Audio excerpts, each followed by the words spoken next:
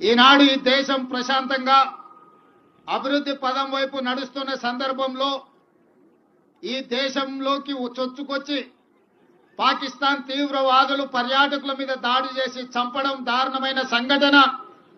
ఇలాంటి సంఘటనలు పునరావృతం జరగకుండా ఉండాలంటే భారత ప్రభుత్వం కఠినంగా వ్యవహరించాల్సిన అవసరం ఉన్నది.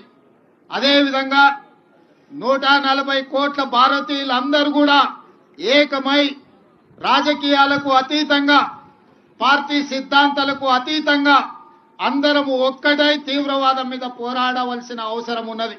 అందుకే ఈనాడు తెలంగాణ రాష్ట్ర ప్రభుత్వం అధికారికంగా ఈ కార్యక్రమాన్ని ఏర్పాటు చేసి అందరినీ ఆహ్వానించి భారత ప్రభుత్వానికి అండగా నిలబడి భారత ప్రభుత్వం చేపట్టే ప్రతి చర్యకు మద్దతుగా నిలబడాలి అని చెప్పి ఈ రోజు వేలాది మంది నక్లెస్ రోడ్లోకి వచ్చి భారత ప్రభుత్వానికి మద్దతుగా నిలబడ్డందుకు నేను అందరిని అభినందిస్తున్నా.